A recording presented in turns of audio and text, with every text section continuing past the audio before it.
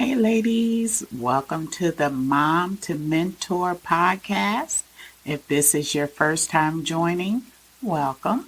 If you are a repeat listener, thank you for your loyalty. Hey, I'm back on track this week and really extracting words from the letter I and linking them back to your parenting skills. Because remember, we're more than just moms, we're more than just nurturers. We are teachers, we are mentors. So we don't or should not leave it up to different organizations to teach our children about life and what occurs in life and some of the natural things that happen. And I hear you. Yeah, nobody taught me. I wasn't aware of this, and that's okay. That is okay. I'm right there with you that I wasn't taught a lot. Many things I learned by watching, right? But we can't stand on that excuse all the time because with today's technology, the ability to learn is a lot easier than it was when I was growing up. Again, I'm an older single mom, so some of the advantages you all have today, I didn't have back then.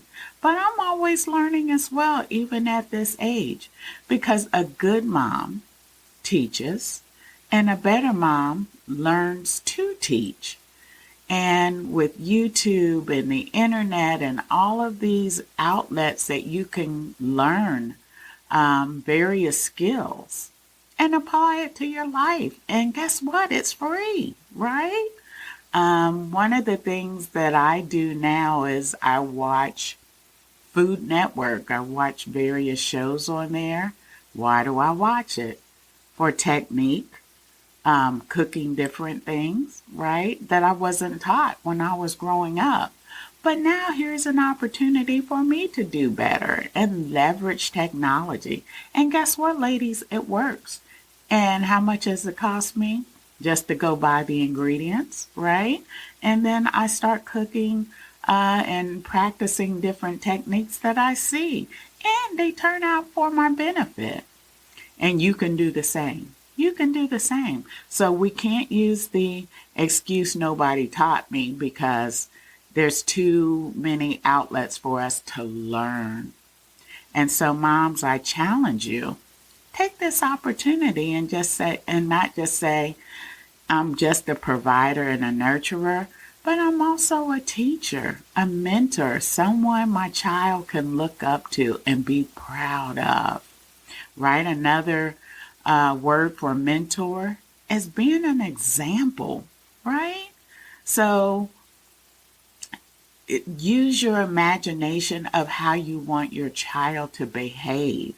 And if you want your child to continue to learn, right, outside of the walls of the school, of various organizations, right, because that's what's going to help them get ahead in life, help them get above and get in position for when people come at them and try to sell them or tell them anything. Now they're in position to be like, nope, I researched this myself. I learned it myself. That's what we want our kids to be. We want them to be alert to various life challenges. And nobody is better to teach them than you are. Yeah, than you are, Mom. All right, let me get back on track. You all already know how I am. I get off the exit quite frequently when it comes to discussing various topics. So today we're going to talk about illness, or sickness. But because I'm on the letter I, we're going to call it illness, right? And so I think that we should educate our children about illness because it's going to happen to them. It's even going to happen to you, Mom. And how do you deal with it? What is it? And why do we have to have it? Right? That's the approach we would want to take as far as educating our children. And guess what, Mom? You should not only educate them about physical ailments, but talk about mental illness as well. What categorizes mental illness? And I would say depression, right? And, I read somewhere a while ago where I believe it was an 8-year old that was suffering from depression. And I was like, well, how can that be? They're not even experiencing life yet. How can an 8-year old suffer from depression? Well, if you think about it, what really leads to depression and it really makes you feel like you don't have self worth or self value and you're sad all the time? Well, most of the times that comes from the environment that you're in that leads to that sadness or that feeling of feeling down. So if you come home every day, there's arguing and everything's negative in a very negative environment, then yeah, you probably are going to fall into a form of depression because you don't know how to deal with it, right? Or if people are talking about you and you don't know how to respond to that, especially if some of it is true. I know when I was growing up, I had self esteem problems. Yes, I did. Did it make me sad? No. But I didn't feel as confident in my appearance because I was a big girl. And I didn't feel confident. And so it was easy for folks to continue to leverage that or talk about me about that. Again, I don't recall being sad, but I do recall just not being motivated or not being confident with who I am. And I wish someone would have told me back then that it's okay. People are going to talk about you, but you don't have to accept what people say about you.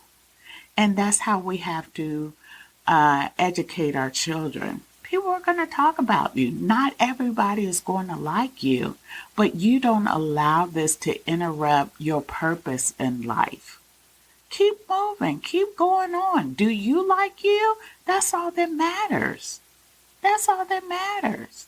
And to help you get around those feelings of depression, you know, clothes or buying new clothes always help me, but these are things to help compensate for that. Getting a new look, a new style, how you carry yourself, using different word choices, just different things to uplift you. But still, Mom, we got to explain that you're going to have physical challenges like allergies and why that happens, right? The pollens, flowers are growing, and now all of a sudden, all of those, and for lack of a better term, ingredients and flowers, and it's sparking you to sneeze all the time, and that's normal. But this is how we address that, right? You got to take allergy pills. We got to keep Kleenex on hand, because you're going to have the runny nose, the watery eyes. All of those things are going to happen when you experience allergies.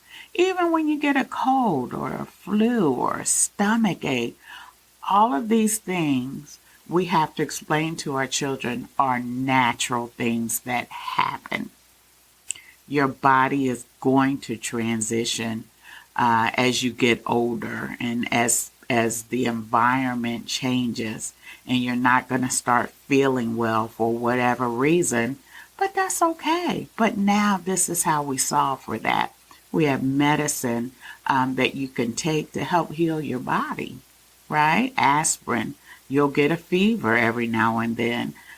These are things you have to do to help out with that. There are some foods out there that will help with some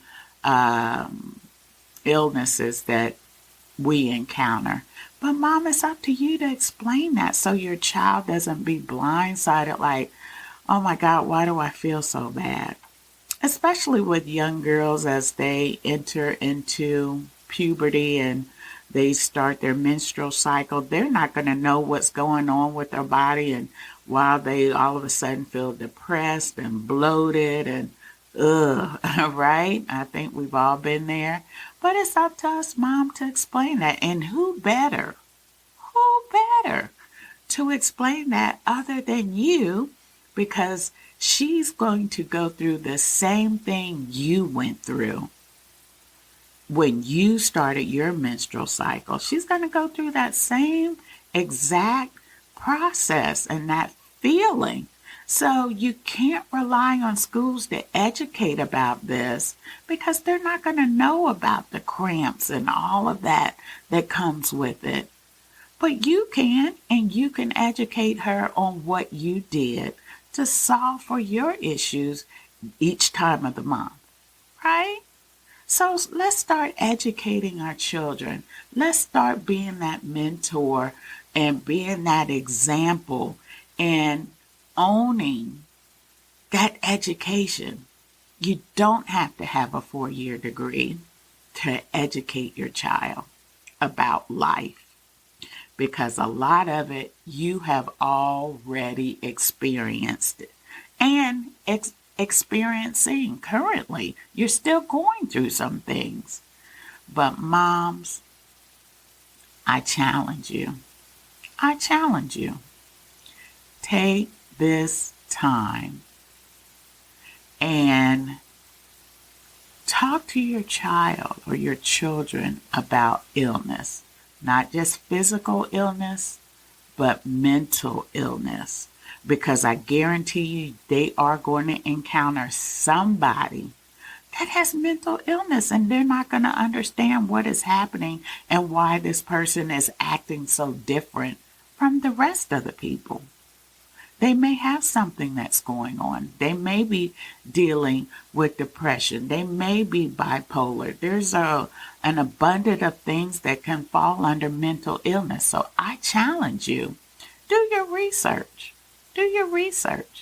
And have that conversation with them, especially if they're school-age children, because they are interacting with so many other people, so many other kids out there that may be suffering from some form of mental illness, and how they prepare for it, and how do they interact with these people. And talking about them doesn't help anything, right? So learn what it is and how you address it. And maybe you don't need to address it. Maybe you just need to understand what that person is going through. Yeah. All right, ladies, I am done for the day. I surely hope you had a wonderful Mother's Day, and I wish you all the best. Please take time to spend with your children. And again, this is the Mom2Mentor podcast, formerly known as Single Moms United. Same concept. We're educating, we're motivating, and we are encouraging all young single moms. And if you enjoyed this episode, please, now, I don't beg, but I'm begging today.